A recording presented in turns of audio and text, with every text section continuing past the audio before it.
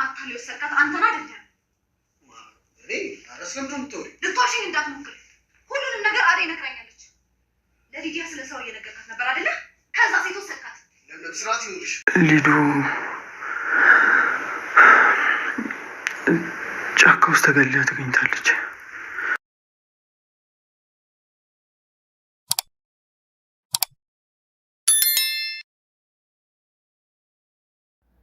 ዴቭ የእህቱ የሊዲያ መጥፋት በጣም አሳስቦታል። በጣም ተጨንቋል። በቃ መሽቶ ነጋ፣ ፈልጌም አላገኘኋትም እህቴን ይላል። አሰላሙ አለይኩም ወራህመቱላሂ ወበረካቱ። ሰላም እንዴት ናችሁ? በአለም ዳርቻ የምትገኙ የነጅሆም ኩኪንግ ቤተሰቦች ነጅሆም ኩኪንግን ላይክ፣ ሼር፣ ሰብስክራይብ በማድረግ እስከ መጨረሻው አብረውን ቆዩ። ሰራተኛዋ አደይ ክፍል 49ን ይዤላችሁ መጥቻለሁ። ዴቭ እንግዲህ ሊዲያ ጠፍታለች እያለ ይጨናነቃል። በሌላ መንገድ ደግሞ አቶ ሳሚ ቤት ውስጥ የሰራው ሸር ተንኮል ስላለ ያን ደግሞ ቤዛ ስለደረሰችበት ቤዛን ያስጨንቃታል። ይህን ሚስጥር የምታውቂው አንቺ ነሽ፣ ሊዲያ እንደሆነች ሞታለች። ስለዚህ ያንቺን መጣፋንታ ያ እንዳይሆን እኔ የሚልሽን ማድረግ አለብሽ እያለ ያስፈራራል። በሌላ መንገድ ደግሞ ፍቅርን እንደዚሁ ስለት በማውጣት ያስፈራራታል። እስከዛሬ የያሽውን የኔን መረጃ ሚሞሪ ማጥፋት አለብሽ በማለት ያስፈራራታል። እሺ ትላለች በመደንገጥና በመርበትበት። ቤዛ እኔ ያንተ መጫወቻ ሁኜ ልቅር፣ ጭራሽ የኤላን ቤት እወርሳለሁ ብዬ መጥቼ ሌላ ችግር ውስጥ ልግባ እያለች ብቻዋን ታወራለች። ችግር የለውም ትንሽ ጠብቅ ብቻ ይህንን የምታደርገውን ሁሉ ሪከርድ አድርገና አንድ ቀን ሚስጥራን ሁሉ አውጥቼ አንተ ወደ እስር ቤት ትገባለህ፣ እኔም የኤላን ቤት እወርሳለሁ በማለት ብቻዋን ታወራለች። በቃ ከዚህ ቤት ሊሄድም በማለት ሻንጣዋን ታዘጋጃለች። በዚህ መሀል ድንገት ናኦል ተመልሶ ይመጣል። እንዴ ምን እያደረግሽ ነው? ወዴት ልታመልጭ ነው ሻንጣሽን የምታዘጋጁ? በማለት ያንቃታል። አይ እኔ የትም አልሄድም፣ ሻንጣዎችን እዚሁ ላዘጋጅ፣ ልብሴንም ማዘጋጀት ፈልጌ ነው ትለዋለች። ኪንጎና ንጉስ ደግሞ በጣም የሊዱ መጥፋት አሳስቧቸው በመፈለግ ላይ ናቸው። ሳሚም ድንገት ሲሄድ ያዩታል። እንዴ ይሄ ልጅ እና አደይ ቤት ምን እያደረገ ነው የሚመላለሰው? እና ብለን መጠየቅ አለብን በማለትም ያናግሩታል። እሺ ሰላም ነው እንዴት ነህ?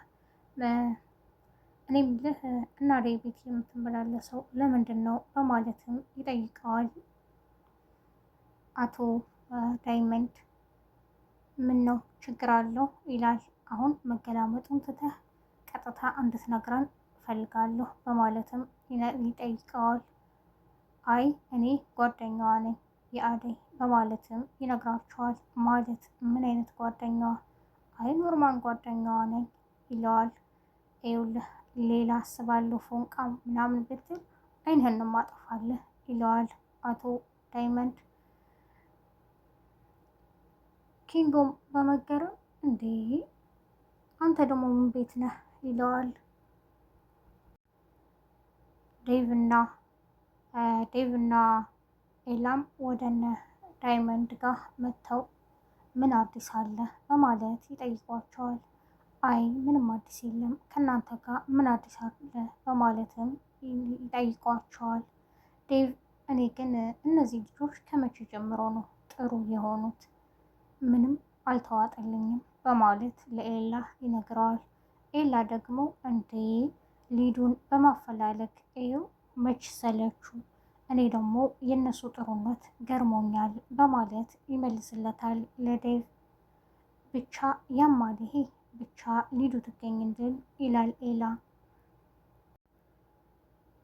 ዳይመንድም እኔ ግን የሆነ ነገር ተጠራጥሬያለሁ በማለት ለዴቭ ይነግረዋል። ማለት ምን ተጠራጠርክ ይለዋል። ይሄ ናኦል የሚባለው ልጅ በጣም ነው የተጠራጠርኩት በማለት ይነግረዋል። ዴቭም በጣም በመደንገጥ ተነስቶ ይሄዳል። ኤላም እንዴ ምን ብላችሁት ነው ልጁን ይህንን ያክል ሮጦ ሄደው በማለት ይጠይቃቸዋል። አይ ናኦልን ጠርጥረነዋል ስላልነው ነው ይለዋል። አቶ ንጉስም በቃ አንተ ዝም ብለህ አጉል እየጠረጠርክ ቤት ያሉትን ልጆች ልታፋጃቸው ነው ይለዋል። እባክህ ዝም በል እያለው እያወሩ አጋጣሚ ፖሊሶች ይመጣሉ። ከሩቅ ሲያዩአቸው ዳይመንድ እና ንጉስ ይሮጣሉ። ኤላም አብሮ ስለነበር ምንም በማያውቀው ነገር ተከትሎ ይሮጣል። ብዙ ከሮጡ በኋላ የሆነ ቦታ ይደበቃሉ። ዞር ሲሉ ኤላ አብሯቸው አለ። አቶ ዳይመንድ በመገረም እኔ ምልህ እኛን ሌባ እያሯሮጠን ነው፣ አንተ ምን ቤት ነህ በማለትም ይጠይቀዋል። እኔ ምን አውቃለሁ ስትሮጡ ሮጥኩ ይላል። አቶ ንጉስም እንኳን አብረህን መጣ፣ እዛ አብረን ቁመን ስለነበረ አንተን ቢይዙህ የሌለ ትዘባርቅ ነበር ይለዋል። ወይኔ ለፖሊስ ብዬ ነው ይህን ያክል የሮጥኩት ይላል። አሁን በቃ ወደ ቤት ልሂድ በማለትም ወደ ቤት ይሄዳል። ቤዛም ለለምለም ደውላ ጥሩ ስራ አለ በማለት ትነግራታለች። ምንድነው ስራው በማለትም ታፋጥጣታለች። አይ ስራውን ናኦል ያመቻቻል፣ እሱን ብጠይቅ አይሻልም ትላታለች። ለምለምም የዋዛዋ አይደለችም እና ጆሮዋ ላይ ትዘጋባታለች። አደይና ለምለምም እያወሩ መንገድ ላይ እየመጡ ድንገት ለምለም እኔ ምልሽ እንደው ስለ ናኦል እያሉ ያወራሉ። ናኦል እኮ ባለፈው የሆነ ስራ አለ እያለ ለእኔ ሲነግረኝ ሊዲያ ደግሞ መንገዱን ብታሳየኝ እኔ መስራት እፈልጋለሁ እያለችው ነበር ትላታለች። ይሄ ከሆነማ ሊዲያን የወሰዳት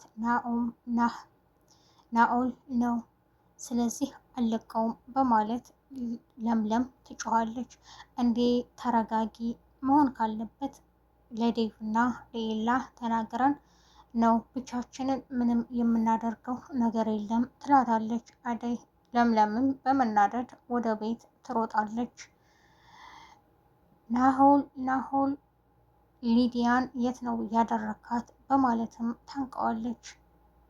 እኔ የትም አላደረኳትም ለምለም ምን ሆነች ነው ይላታል። እነ ፍቅር ንገሯት እንጂ እኔ እጄ እንደሌለበት በማለትም ወደ እነ ፍቅር ይዞራል። ፍቅርም ለምለም ናሆል እጁ የለበትም ትላታለች። አንቺ ውሸታም ነሽ፣ ምናልባት ያንቺም እጅ አለበት፣ ሴት ሆነሽ እንዴት በሴት ላይ ትጨክኛለሽም በማለት ትጮኻለች። ኤላና ዴቭም ወደ ቤት ይመጣሉ።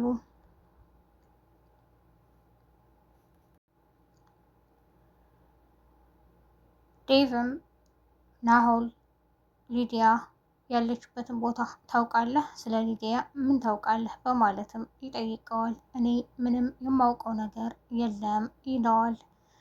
ድንገት ወደ ኤላ ስልክም ይደወላል። ስልኩን አንስቶ በጣም ፊቱ ይቀያየርባቸዋል።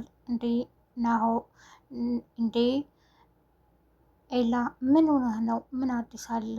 ምን ሰምተህ ነው ስለ ሊዲያ በማለትም ይጠይቁታል። አይ እኔ በማለት በጣም ግራ ይገባል። ምንድን ነው? ምን አሉህ? ምን አዲስ አለ ስለ ሊዲያ በማለትም ቶሎ በል ንገረን ይሉታል።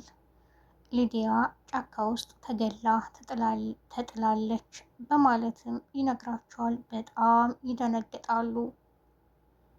ዴቭም ግራ በመጋባት በመርበትበት የኔ ሊዲያ በማለት ይደነግጣል።